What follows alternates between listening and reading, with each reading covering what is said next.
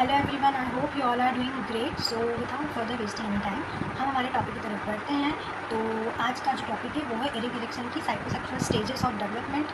इन्होंने अपनी psychosexual stages दिए डेवलपमेंट के कॉन्टेक्स्ट में, और उसकी तरफ आगे बढ़ने से पहले हम कुछ थोड़ा सा हमारी अंडरस्टैंडिंग क्रिएट कर लेते हैं ताकि हमें ये कॉन्सेप्ट कवर करने में, इसको अंडरस्टैंड करने में ईजी हो। तो एरिक एरिक्सन का बैकग्राउंड होता है, तो यहाँ पर हम देख सकते हैं कि इनका जो 1902 पे बर्थ हुआ था, डेथ 1994 के बाद हुई थी। ये इनकी तो एज को लेकर बैकग्राउंड है। दूसरा, इन्होंने जो अपनी थ्योरी दी है साइकोसेक्सुअल स्टेजेस को लेकर, इसको हम एपिजेनेटिक प्रिंसिपल के नाम से भी जानते हैं।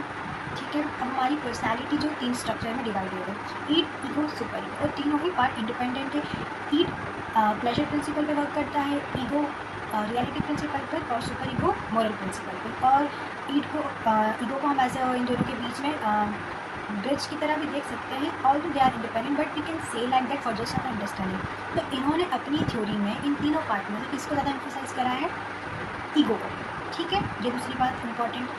और तीसरी कि इन्होंने कहा कि हम डेवलपमेंट में सिर्फ हम बायोलॉजिकल फैक्टर्स को ही क्यों इम्पोर्टेंस नहीं, हम बायोलॉजिकल फैक्टर्स को इम्पोर्टेंस नहीं देंगे ज़्यादा, हम इनके साथ साथ हमारे कल्चरल फोर्सेस जो है इनको भी इम्पोर्टेंस देंगे। क्यों? इन्होंने कहा कि बायोलॉजिकल से ज़्यादा हमारे कल्चरल, हमारा जिस अपब्रिंगिंग का जो सराउंडिंग है, जो कॉन्टेक्स्ट, जो कल्चर, ये सब चीज़ें भी मिलकर हमारे डेवलपमेंट में रोल प्ले करती है।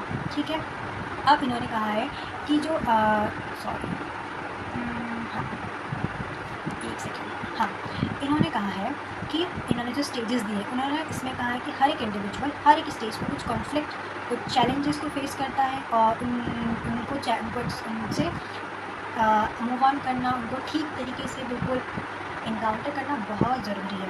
और कई बार अगर हम इनको इनकाउंटर नहीं कर पाते तो हम स्टेजेस पर फिक्सेट हो जाते हैं, फिर वो आगे इन फ्यूचर हमारी फर्दर लेटर पर्सनैलिटी में, हमारी बिहेवियर में वो चीज़ें शो करती हैं।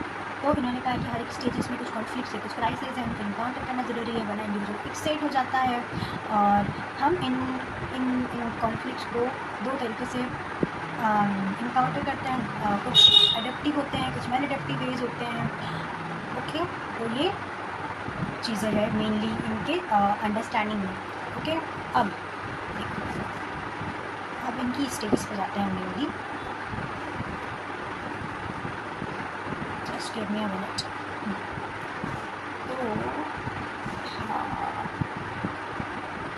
Now you can see like, हाँ अब ठीक है स्क्रीन। एरिक्सन की 8 स्टेजेस है। पहली है इन्फेंसी, जो कि बर्थ से 1 साल तक की है।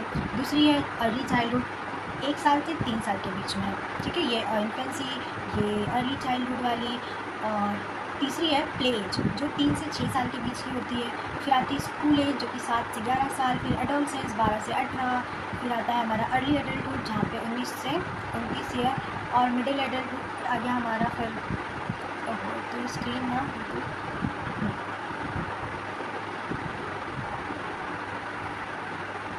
क्या हो रहा है आज। फिर आ जाता है हमारा play age, school age, adolescence, early childhood, middle, सभी रफ हो गया, कोई बात नहीं। कहाँ तक थे हम? स्कूल एज तक थे। फिर एडोलसेंस 12 से 18, अर्ली एडल्टहुड 19 से 29, मिडिल एज 30 से 64 अराउंड, और ओल्ड एज 65 से बिल्कुल जब तक डेथ ना हो जाए, जब तक की एज है। ओके, अभी मैं हम देखते हैं क्या है, मेन चीज़ें क्या है कवर करने वाली। तो एरिक एरिक्सन की जो साइकोसेक्सुअल स्टेजेस है, पहली स्टेज आती है हमारी इन्फेंसी। इसमें कॉन्फ्लिक्ट क्या होता है? ट्रस्ट और मिसट्रस्ट। इन्फेंसी में बच्चा जस्ट बॉर्न होता है, मेनली उसका जो टाइम अपनी मदर के साथ, अपने केयर गिवर के साथ होता है, तो उन लोगों के साथ उसका ट्रस्ट डेवलप होना बहुत ज़रूरी है। किस लिए? ताकि उसका जो होप वाला वर्चू है वो डेवलप हो सके फॉर हिज फर्दर लाइफ। अगर इंडिविजुअल में होप ही डेवलप नहीं होगी तो वो आगे लेटर लाइफ में कैसे सर्वाइव करेगा? कितना डिफिकल्ट हो जाएगा, होप ही नहीं होगी, बिल्कुल होपलेस हो जाएगा वो। तो यहाँ पर कॉन्फ्लिक्ट होता है, ट्रस्ट डेवलप होगा या मिसट्रस्ट होगा, वर्चुअल होप। तो पहली स्टेज होती है infancy, conflict, trust, mistrust, virtual hope. अब ट्रस्ट और मिसट्रस्ट, जो कि बच्चे की बेसिक नीड होती है, जैसे कि नरिशमेंट, अफेक्शन, ये सब मिलना बहुत ज़रूरी है, वरना वो होपलेस हो जाएगा अपनी फर्दर लाइफ में। तो ये फर्स्ट स्टेज है। दूसरी है अर्ली चाइल्डहुड, 1 से 3 साल तक की होती है। यहाँ पर आता है एटोनॉमी वर्सेस शेम और डाउट। ये कॉन्फ्लिक्ट, बच्चा इंडिपेंडेंसी, एटोनॉमी को पाना चाहेगा, और अगर ऐसा नहीं होगा, उसको उसमें सपोर्ट नहीं मिलेगा, तो उसके अंदर शेम और डाउट वाली फीलिंग डेवलप होगी। तो यहाँ पर जो कॉन्फ्लिक्ट है autonomy, shame and doubt, virtue क्या है, विल। अगर मतलब इसी एज में जो बच्चा होता है वो खुद से चीज़ें करने की कोशिश करने लग जाता है, उसको अगर उसमें यहाँ पर अगर उसको सपोर्ट मिलता है तो उसके अंदर विल, इच्छा वाला वर्चू डेवलप होगा। अदरवाइज शेम और गिल्ट, डाउट इन सब में फंस जाएगा।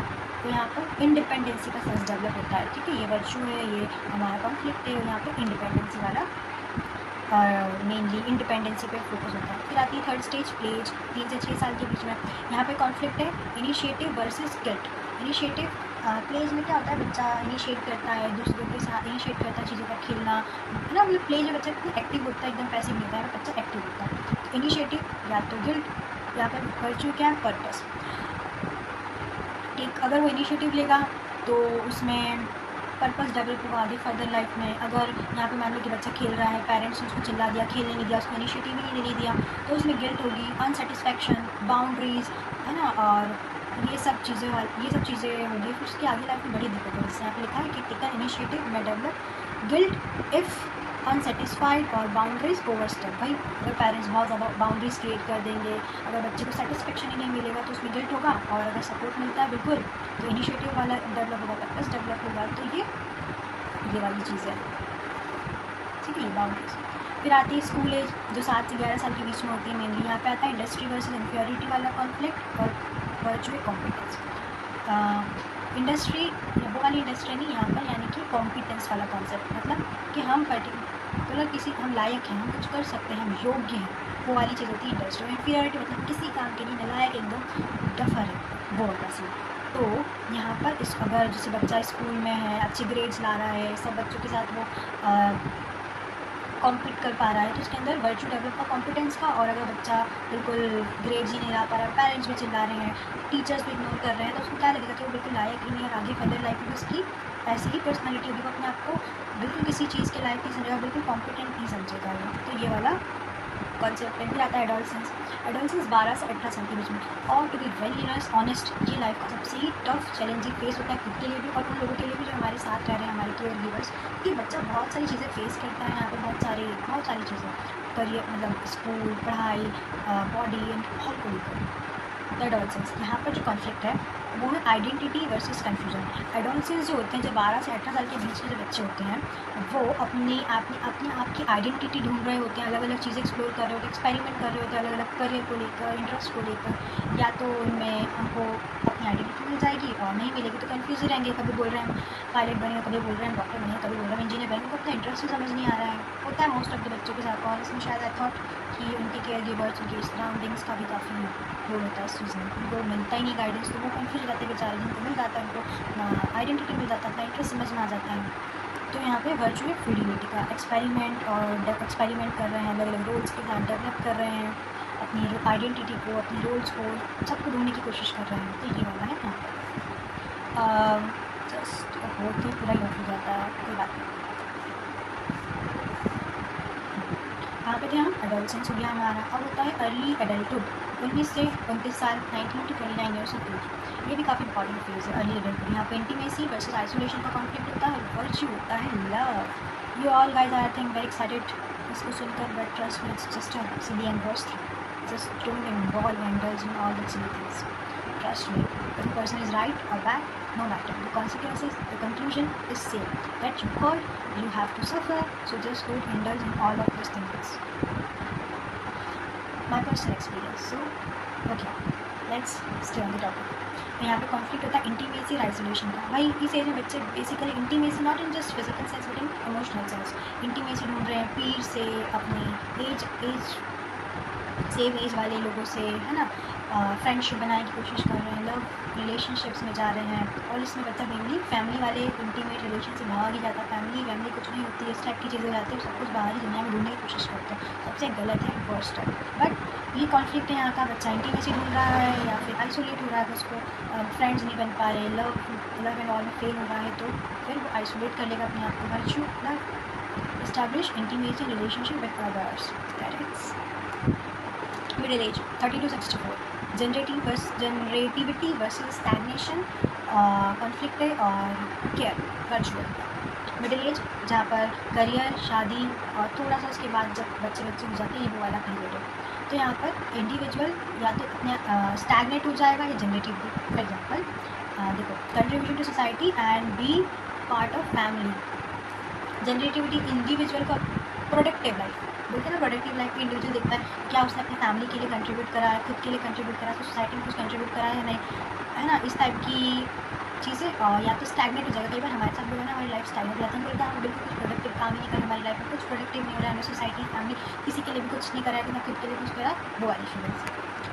या तो स्टैगनेट हो जाएगा, तो करा होगा, जनरेटिविटी महसूस होगी, नहीं करा होगा तो बिल्कुल स्टैगनेट हो जाएगा। वर्च्यू है यहाँ पे केयर का, है ना, contribute to society and be a part of family. ये वही फिर आती है आखिरी स्टेज, ओल्ड एज, 65+। बिल्कुल जब फैमिली बिल्कुल बच्चे बड़े हो गए, उनका करियर सेटल हो गया, उनकी शादियाँ हो गई, वहाँ वाला बिल्कुल दादा दादी वाली स्टेज है। फिर उसके बाद डेथ तक, ये वो वाली स्टेज है, ओल्ड एज और आखिरी स्टेज। यहाँ पर कॉन्फ्लिक्टेड इंटीग्रिटी वर्सेस डिस्पेयर। यहाँ पर जब इंडिविजुअल अपनी लाइफ के बिल्कुल एंड वाले फेज में होता है, जब इंडिविजुअल एज ए पीछे मुड़कर देखता है, तो इंटीग्रिटी अगर उसको लग रहा है कि उसने अपनी लाइफ बिल्कुल मीनिंगफुल वे में जी है, अपने पर्पस को फुलफिल करा, जो उसके एम थे, जो भी गोल्स थे वो अचीव हुए हैं, कुछ मीनिंग मिला है उसको लाइफ का, तो उसको इंटीग्रिटी महसूस होगी। और नहीं तो डिस्पेयर कि कोई काम नहीं करा मैंने ढंग से, ज़िंदगी भर बिल्कुल फालतू सोने खाने पीने में गुजारे, कुछ भी नहीं करा है, एकदम इस टाइप की फीलिंग्स। वर्चुअल विजडम, ये assess and make sense of life and meaning and contribution changes. तो ये हमारी स्टेज है। तो बेसिकली ये जो स्टेजेस है, ये हमारी डेवलपमेंट की स्टेजेस दी एरिकसन अंकल ने, और ये जस्ट एक अप्रोच है। ऐसे अलग अलग साइकोलॉजिस्ट, फिलोसोफर्स, उनके अपनी थ्योरीज, अपने अप्रोचेस उन्होंने, जैसे उन्होंने यहाँ पे सोशल कल्चरल फैक्टर्स ज़्यादा एम्फेसाइज करा है, कुछ नहीं करते हैं, कुछ चाइल्डहुड ट्रामा इनको एम्फेसाइज करते हैं, कुछ जेनेटिक्स को एम्फेसाइज करते हैं, कुछ सोसाइटी को, कुछ पर्सनल एक्सपीरियंसेस को। किसने बिल्कुल स्टेजेस नहीं दिए, किसने कहा डेवलपमेंट कंटिन्यूस है, इन्होंने बिल्कुल अलग अलग स्टेज में दे रखा है, अलग अलग अप्रोचेस, अलग अलग फिलोसफर, साइकोलॉजिस्ट, उनकी थ्योरीज। तो it's just one approach and trust me, it's very very important topic when we are considering exams. Let me write there very important. I know मेरी राइटिंग एक्चुअली बहुत अच्छी, but यहाँ पर नहीं होगा।